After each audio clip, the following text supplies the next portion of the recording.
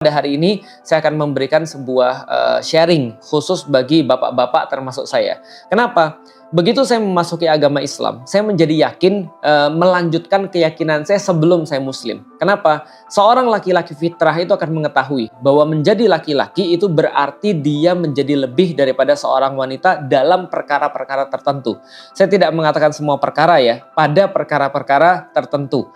Saya juga tidak mengatakan bahwasanya perempuan itu tidak berdaya. Tidak, tapi yang saya sampaikan adalah bahwa laki-laki ini harus lebih bertanggung jawab, harus lebih kemudian dalam beberapa hal yang memang dikhususkan untuk laki-laki, yang menandakan bahwa dia itu jantan. Sayangnya, kejantanan-kejantanan kayak gini sekarang itu dipertanyakan atas nama toxic masculinity. Contoh misalnya ya, sebelum saya masuk Islam, bersesuaian dengan ketika saya sudah masuk Islam, saya yakin banget bahwa seorang laki-laki itu nggak boleh mukul wanita. Bahwasanya seorang laki-laki itu nggak boleh buat sedih wanita. Bahwasanya seorang laki-laki itu harus berkorban demi wanita. Kenapa? Karena itu adalah yang menjadikan laki-laki sebagai laki-laki. Tapi zaman sekarang itu dianggap toxic masculinity. Misal, kalau misalnya saya pernah ketika berada di Turki, saya naik kendaraan umum, saya dapat tempat duduk karena memang berangkatnya dari apa tuh namanya, halte awal gitu kan ya. Halte awal tuh namanya apa? Stasiun itu kan untuk kereta. Apa kalau bis ya, halte ya? Ya pokoknya halte awal lah ya. Nah, ketika saya berangkat dari halte awal itu, saya duduk di situ, nggak berapa lama bis itu penuh. Kemudian ada ibu-ibu agak tua itu, dia naik. Ketika dia naik, ya sebagai seorang laki-laki gitu maksudnya, saya berdiri dong, silahkan ibu gitu kan ya. Ya tentunya pakai bahasa Turki yang seterbatas mungkin gitu. Silahkan ibu, silahkan duduk. Oh dia malah marah, dia bilang kamu sangka saya lemah. Kamu sangka saya nggak kuat, udah duduk aja. Kamu sangka saya tuh perempuan lantas kamu remehin saya. Padahal kita tuh bukan melakukan sesuatu tuh untuk dia, bukan. Kita tuh melakukan untuk diri kita sendiri. Saya sebagai laki-laki melakukan itu untuk menjaga kejantanan saya. Bukan untuk dia sebenarnya. Tapi ya itulah nilai-nilai yang saya punya sebagai seorang laki-laki. Bahwasanya laki-laki itu memang harus lebih dalam perkara-perkara tertentu dibandingkan dengan perempuan. Misalnya logika, itu jelas laki-laki harus lebih. Maka ketika kita bertemu dengan perempuan, laki-laki nih misalnya sebelum saya masuk Islam, lalu saya melihat perempuan tuh ada banyak hal yang saya nggak mengerti gitu ya, yang saya pusing, kok dia bisa begitu, kok reaksinya begitu, kalau saya sih kayaknya nggak gitu kan ya, tapi kok ini kok aneh gitu kan ya, agak random, tiba-tiba nangis ketika ditanya kenapa, nggak tahu, tapi pokoknya ya kita nggak pahami. Dan saya merasa ya wajar. Kenapa? Karena laki-laki memang berbeda dengan perempuan. Laki-laki diberikan sebuah keutamaan untuk logis. Dan saya tidak menyalahkan perempuan yang emosional. Ketika saya masuk Islam, malah saya menemukan emosionalnya perempuan itu adalah bentuk kelebihan daripada perempuan. Di mana laki-laki diberikan kelebihan logika. Tapi yang jelas laki-laki itu harus ada lebih. Misalnya lagi, ketika ada sesuatu, maka laki-laki harus di depan. Kayak gampangnya gini aja. Sebelum masuk Islam, kalau saya nyebrang itu, walaupun pacaran gitu kan ya, tapi itu jahiliyah ya, udah gak usah bahas jahiliyahnya. Tapi lihat kejantanannya ini ya. Ketika misalnya cewek nyebrang ya, saya di sebelah kanannya. Kalau misalnya nyebrang kan kalau mobil kan dari sini ya. Nah, saya sebelah kanannya. Pas udah lewat di ruas jalan satu lagi, saya sebelah kirinya. Kenapa? Karena kita sebagai laki-laki melindungi. Itu bukan untuk perempuan. Bukan kita menganggap perempuan itu lemah, enggak. Tapi itu karena kita menjaga atau kita itu merasa perlu untuk menjadi jantan, menjadi laki-laki, provide gitu kan ya. Kalau misalnya ada ngajak makan ya berarti kita yang bayar. Itulah menjadi laki-laki.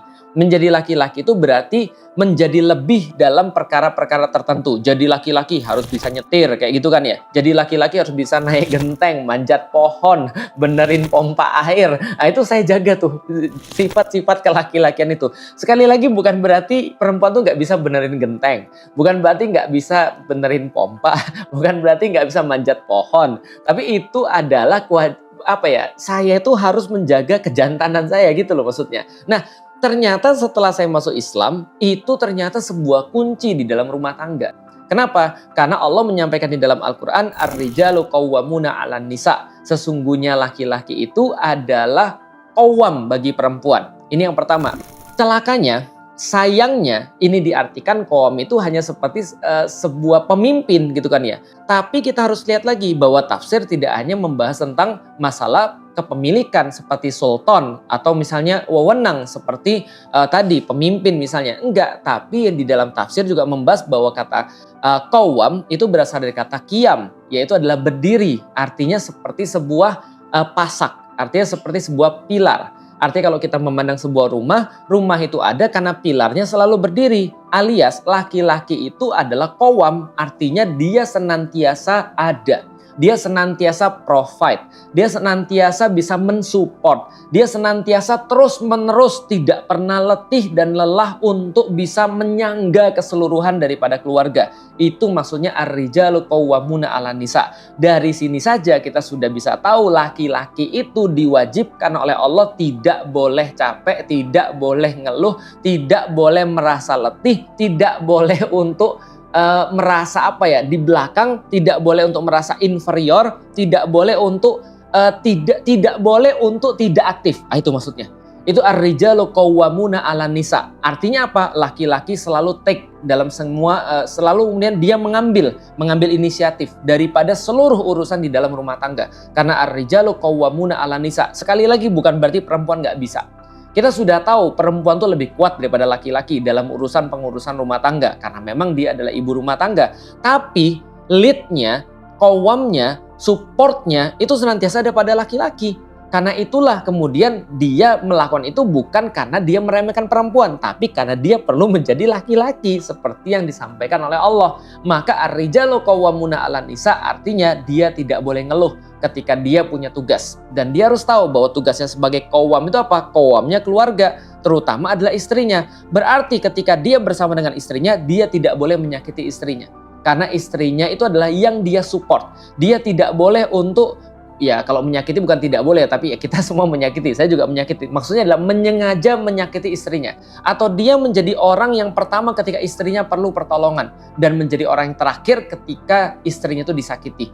Nah maka ini adalah maksudnya qawwam. Dia harus senantiasa aktif, dia harus senantiasa terjaga, dia harus senantiasa bisa menyelesaikan permasalahan, selalu punya inisiatif. Karena qawwam artinya adalah sebuah kepastian. Karena Anda nggak bisa bersandar pada satu tiang atau pada satu pilar yang pilarnya itu nggak jelas. Nah maka menjadi seorang laki-laki ya, kalau memang kita tuh laki-laki, ya jadilah laki-laki. Jangan banyak alasan. Orang-orang Melayu bilang nak atau tak nak. Kalau nak 1000 daya, kalau tak nak 1000 dalih. Mau atau nggak mau? Kalau nggak mau ya sudah kita 1000 dalih. Tapi kalau kita mau kita akan keluarkan 1000 daya upaya. Menjadi laki-laki berarti adalah menjadi orang yang tidak beralasan. Dia nggak bisa bilang bahwa wah saya tuh mohon maaf ya, saya tuh gimana ya, saya tuh udah capek dikerja seharian dan segala macam. Nanti pulang urusin nih anakmu. Nggak bisa. Menjadi qawwam juga mengerti bahwasanya dia itu pilar yang nggak bisa diganti. Gitu loh maksudnya. Artinya bayangin gini ya. Kalau seandainya rumah itu ada 4 pilar, terus satu pilar bilang gue istirahat dulu. Nah kira-kira gimana? Nah, itulah yang terjadi kalau suami istirahat. Itu yang terjadi kalau seorang laki-laki beristirahat. Ya udah terima aja. Karena kamu laki-laki, kamu harus lebih capek. Karena kamu laki-laki, kamu harus lebih banyak berpikir. Karena kamu laki-laki, kamu harus lebih banyak inisiatif. Kasih kepastian pada istrimu. Kasih ketegasan gitu maksudnya. Kamu harus bimbing dia. Karena Allah berfirman di dalam ayat lanjutannya adalah ar-rijalu qawwamuna 'alan nisa bima fadallallahu ba'dahum 'ala ba'din. Karena Allah sudah melebihkan kamu dengan istrimu, yaitu adalah pembimbingan, yaitu adalah pendidikan, yaitu adalah memberikan arahan, yaitu adalah menuntun keluargamu itu sampai kepada sesuatu yang diridhoin Allah. Wa bima anfaqu min amwalihim, dan karena engkau juga memberikan harta kepada mereka semuanya. Nah ini harus digarisbawahi. Karena kenapa? Karena banyak yang saya lihat orang tuh nggak ngerti bahwasanya keluarga itu punya visi dan misi. Dan visi misi keluarga adalah taat kepada Allah. Makanya kalau nikah nggak punya visi, keluarga pasti hancur. Banyak ibu-ibu yang nanya pada saya, Ustadz gimana caranya keluarga saya diperbaiki? Sekarang saya sudah marahan tiap waktu, kalaupun kita nggak marahan, kita nggak ada rasa, kita menjalani hidup gitu-gitu aja. Tapi kita punya anak, dan anak kita kesian kalau kita pisah, padahal kita sudah nggak ada rasa. Ya itu ngobrolin visi dulu. Nah kalau visinya sudah beres, semua masalah beres, ada lagi orang yang bilang pada saya, ini suami saya kerjaannya kerja terus, nggak pernah di rumah, dia cari duit terus, katanya apa? Ini kewajiban saya nyari nafkah. Salah. Kenapa? Ar-rijalu qawwamuna 'alan nisa bima fadallahu ba'dahum 'ala ba'din wa bima anfaqu min amwalihim. Yang dimaksud adalah laki-laki itu ngerti ketika dia itu berkeluarga, maka visi dan misinya itu membawa keluarganya agar taat pada Allah, membahagiakan keluarganya, menjadi pilar yang melindungi mereka, menjadi sebuah benteng yang memastikan mereka aman di bawah penjagaannya dia, mengambil inisiatif-inisiatif yang terbaik. Karena itulah untuk membahagiakan mereka, membawa mereka taat pada Allah, menjaga mereka dan membuat mereka menjadi aman, maka mereka harus makan. Karena mereka harus makan, maka dia harus kerja. Berarti kerja itu adalah sampingan daripada suami, sampingan daripada seorang bapak, bukan kerjaan utama. Tolong digarisbawahi. Makanya seorang laki-laki ketika dia pulang ke rumah, itulah kerjaan sebenarnya. Mindsetnya bapak-bapak tolong diubah. Kenapa? Mindsetnya bapak-bapak itu ketika pergi ke kantor dia udah ngerjain tugas dia. Makanya dia pulang ke rumah dia bilang, "Gua mau istirahat, urusin anak lu." Salah. Kenapa? Karena bapak-bapak itu kerjaan di kantor tuh adalah sampingan. Jadi rekreasi. Mindset kita ke kantor tuh rekreasi. Istirahat daripada kerjaan utama. Karena kerjaan utama kita tuh di rumah, buka pintu. Nah, itu kerjaan utama tuh. Ada istri yang harus diarahkan, ada istri yang harus dibimbing, dibahagiakan, disupport dan seterusnya. Dan ada anak-anak yang harus juga diarahkan, dididik, disupport. Wah, kalau gitu saya susah dong jadi laki-laki. Masa sudah capek-capek di kantor, di rumah juga harus perform lagi, harus ngurusin segala macam. Nah, itu jadi laki-laki. Kalau nggak usah jadi laki-laki. Gitu maksudnya. Menjadi laki-laki itu berarti memang mengambil lebih banyak tadi. Itu tugas laki-laki menurut Al-Quran. Maka menurut Al-Quran ketika kita masuk ke rumah, itulah tugas kita yang sebenarnya. Bukan ketika kita di kantor. Berarti ketika kita masuk ke rumah, bismillah, saya lagi menjalankan tugas yang sebenarnya. Maka performlah di situ. Anggaplah ketika pergi kantor cuma rekreasi saja. Jadi jangan protes ketika pulang dari kantor malah disuruh untuk ngurus anak lagi, ngajak ngobrol anak lagi. Bukan disuruh ya, tapi keyakinan kita harus kemudian ngurus anak lagi, ngajak ngobrol anak, harus ngajak ngobrol istri, mengarahkan mereka, lihat kondisi rumah seperti apa. Karena kita pilar. Karena kita tuh qawwam itu pilar, nggak boleh capek, harus senantiasa berdiri. Lah terus kalau tumbang gimana? Tenang, ada perempuan. Maka kemudian Allah sampaikan fassolihatu. Maka kalau laki-laki itu sudah menjadi sebuah pilar, maka perempuan akan senantiasa membenarkan atau memperbaiki pilar itu, memberikan kebaikan-kebaikan, senantiasa regenerate pilar itu. Wis, itu kalau di game itu berarti HP-nya nambah terus. Nah, itu tugasnya perempuan. Jadi dia memang menjadi pilar, tapi di pilar-pilar itu akan ada kondisi-kondisi yang dibuat sedemikian rupa sehingga dia itu nyaman. Nah, itu tugasnya perempuan. Fasolihatu qonitatun. Perempuan itu senantiasa mensupport pilarnya, memberikan healing bagi pilarnya, generate pilarnya, senantiasa membuat kebaikan. Seolah-olah bapak-bapak ini ketika dia rekreasi di luar sudah capek, ketika dia di rumah dia punya tugas, dia akan mendapatkan kebaikan-kebaikan daripada istrinya. Fasolihatu. Dan perempuan-perempuan yang soleha itu, yang baik itu, yang memperbaiki itu, qonitatun, dan mereka senantiasa beribadah pada Allah. Jadi pilar ini sudahlah diperbaiki oleh istrinya terkonek langsung dengan Allah yang menjadi tujuan daripada mereka.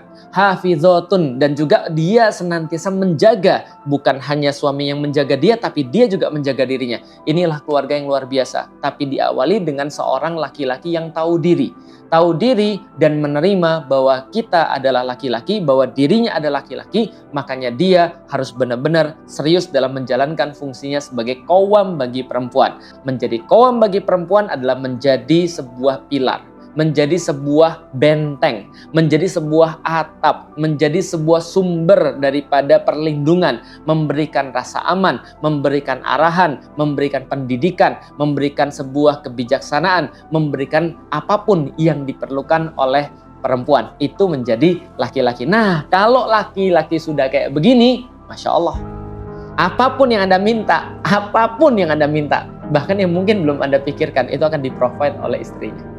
Dan kalau istrinya itu kemudian sudah bisa memperlakukan laki-laki seperti ini, dia akan bertambah-tambah lagi kepemimpinannya, bertambah-tambah lagi qawwamnya, bertambah-tambah lagi sayangnya, supportnya, provide-nya kepada istri dan anak-anaknya. Jadi menjadi laki-laki, sekali lagi, jangan sampai kita masuk ke rumah lalu kita merasa bahwa tugas kita sudah selesai di luar. Enggak, keluar itu adalah rekreasi. Ubah mindset kita.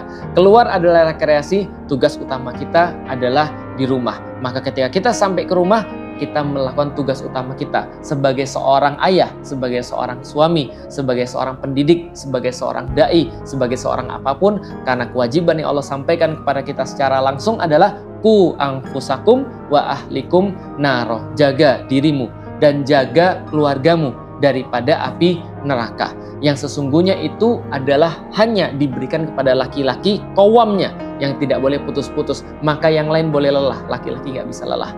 Yang lain itu boleh kemudian istirahat, laki-laki tidak boleh istirahat. Yang lain kemudian boleh marah, laki-laki jangan marah. Yang lain boleh kehilangan logika, laki-laki jangan kehilangan logika. Nah, ini khusus buat bapak-bapak, mudah-mudahan bermanfaat teman-teman sekalian.